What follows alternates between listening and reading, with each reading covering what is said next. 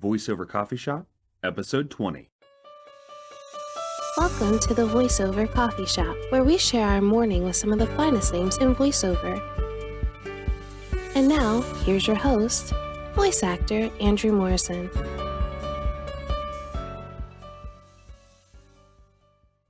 Hi there, my name is Andrew Morrison, and welcome to the VoiceOver Coffee Shop, where we start our day with some of the finest names in voiceover. If you'd like to know more about me, feel free to visit my personal website at www.voicebard.com. In this episode, we have coffee with my dear friend, Tom Aglio. Tom is your millennial voice next door, who has lent his talents to Fortune 500 companies, explainer videos, video games, animation, and much, much more. In this episode, we talk about the most valuable resource to your clients, the principles of voiceover marketing, and emails and follow-ups. Thank you, man. Thank you. It's an honor to be here. I'm excited.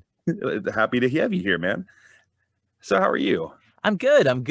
Busy. My son is going to be 7 months, and I don't think I've slept the last 7 months, so I'm tired. But no, everything's good, man. Business is busy. I can't complain. It's been a good year. Awesome. So Yeah. how do you take your coffee in the mornings?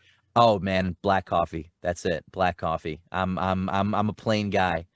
I love it. I love just the rich taste of black coffee. And I don't know, I can't do any of those creamers, man. I just can't do it.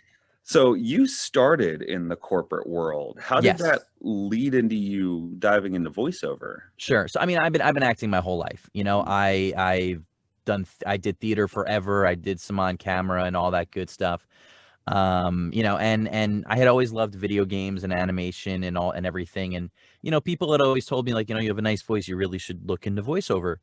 And at the time, I'll fully admit, I was like, I want to be a real actor. I don't want to be a voiceover actor. And I was a jerk. And then finally, my then girlfriend, now wife, eventually was like, a few years ago, she was like, you've been talking about it, you really should try it out. And I just, kind of built like a little makeshift studio in my in-laws' basement, and it just took off from there. So it was always something I was interested in, but I needed the push, I think, to get into it.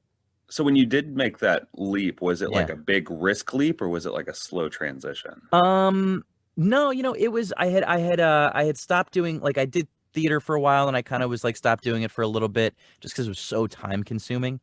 It was kind of like, it was a leap in that it was like I dove right into it and really just, hit the ground running with making the demo and coaching and all that good stuff. But I still held on to my day job and everything like that. Okay. While I built up like my client base and everything. So how do you feel like your time in the corporate world has Yeah. led you to be able to kind of communicate to other people in the corporate world when you're Yeah. marketing and doing your booking? It's been great. I mean, honestly, it's funny. It's like, even a job that is just so far from the creative, you can find things that will help in your industry, and it's called show business for a reason, right? And I think that being in the corporate world helped because I know a lot of the best practices of dealing with corporate America, because a lot of times my clients are, Fortune 500 companies, the end clients themselves. It's not always a production company or an ad agency, like an in-between person. So I learned the best practices. I learned what works and doesn't work in terms of emailing, the timing, the following up, and all that good stuff. And believe it or not, I learned a lot of good Excel skills in my corporate job.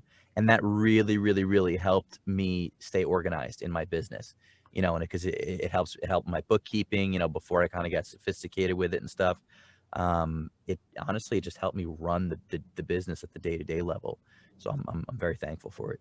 So when you are marketing your business, how are Yeah. you portraying the value of what you do as a voiceover artist to these Fortune 500 companies? So what I do is, I look at what is a buyer's most important resource, like what is the most valuable thing to them, and it's something that I teach my students.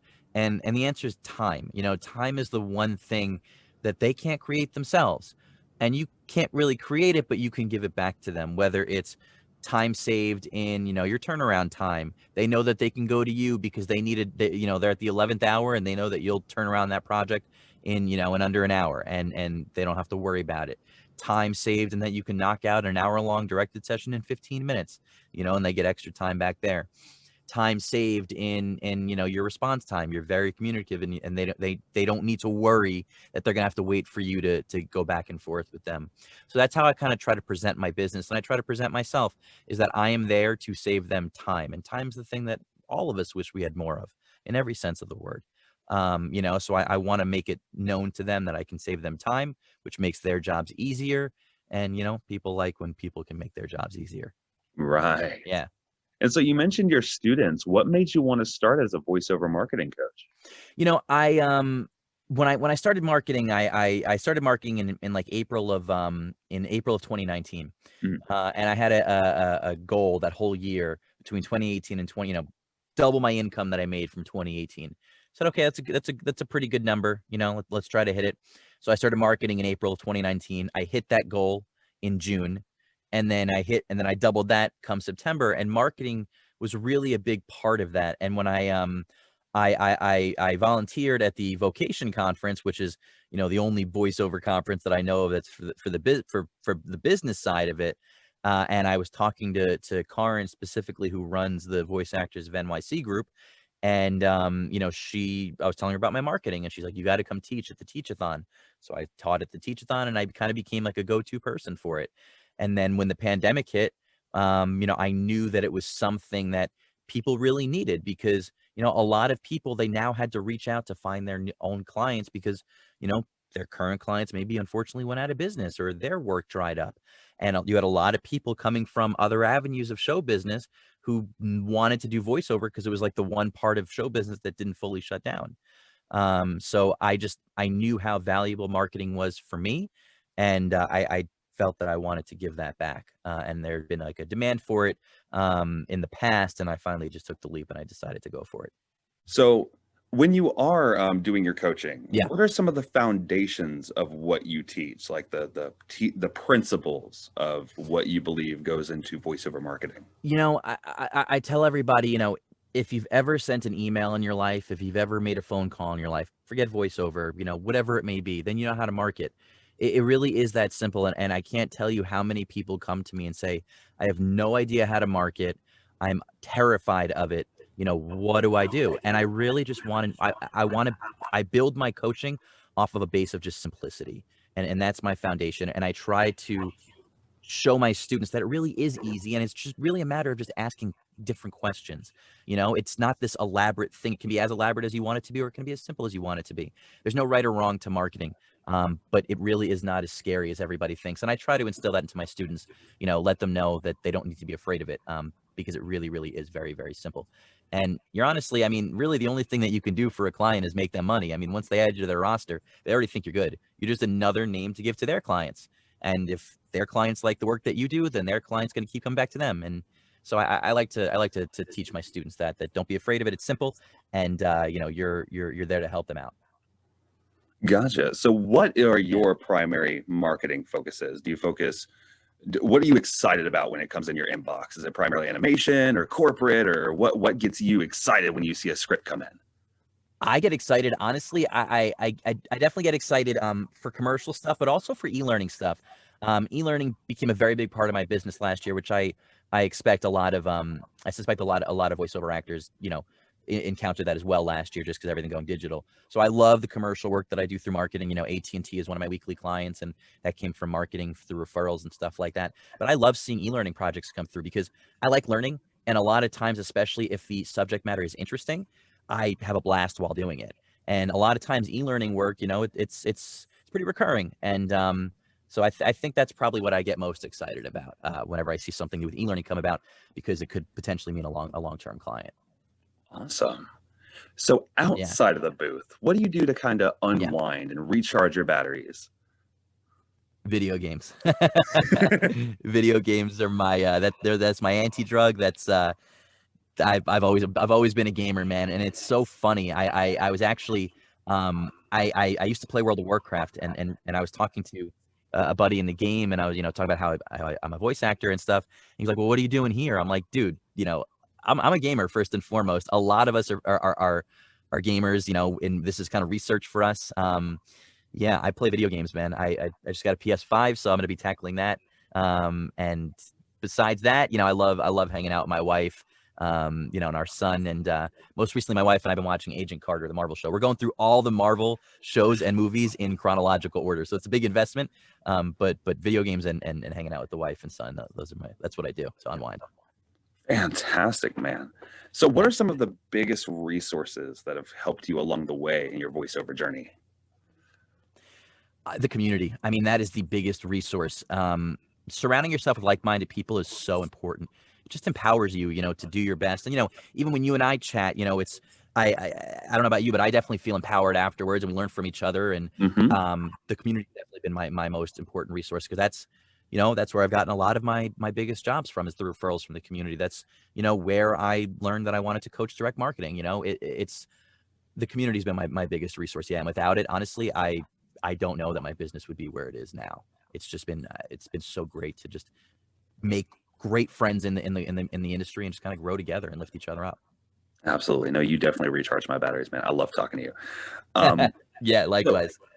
So if you were to go back before, like write a letter and transport it back to before your voiceover days, what would that letter say? You mean like in my corporate days, or like right before I started voiceover, or? Yeah, like if you were to take a like write it right now, and you're writing it to corporate Tom. Yeah.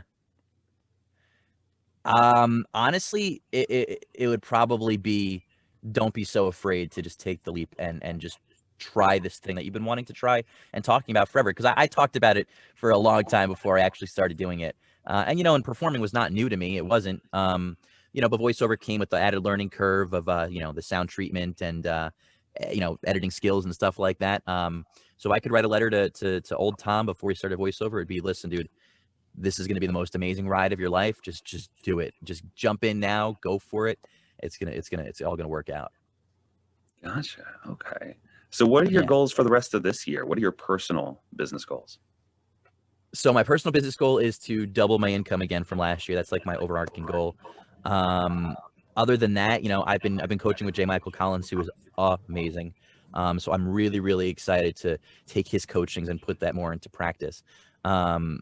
And other than, I achieved a goal that I had been wanting to do, where I booked a big SAG campaign for a big brand, which I can't wait to talk about once it actually comes out. So other than that, I would say probably to do more ADR and dubbing and animation and stuff like that.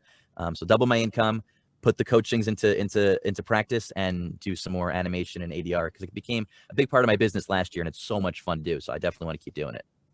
Awesome, man. And where can people find you? I'm on all the social media platforms, Tom Aglio VO. And if you want to check out my website, it's www.tomaglio.com. If you're interested in coaching, tomaglio.com/coaching. Email and Twitter and Facebook are probably the best ways to get in touch with me. Fantastic. Thank you for coming on, Tom. I greatly appreciate it. Yeah, man, this was great. Honestly, I ever since you started doing this, I've been watching your show, and I've been wanting to be on it. So it really is an honor. Thank you. Awesome. I'm glad you got value from it. Thank you so much. I really hope you enjoyed listening to Tom talk about how he went from corporate America to the trusted voice of multiple brands and businesses, and continues to build himself up in his eternal quest to never stop learning. If you would like to know more about him or book his fantastic coaching programs, you can visit him at www.tomaglio.com. Thank you for listening, and I'll see you next time. Thank you for listening to the Voiceover Coffee Shop. For more information on guests, new episodes, and more, be sure to visit www.vocoffeeshop.com.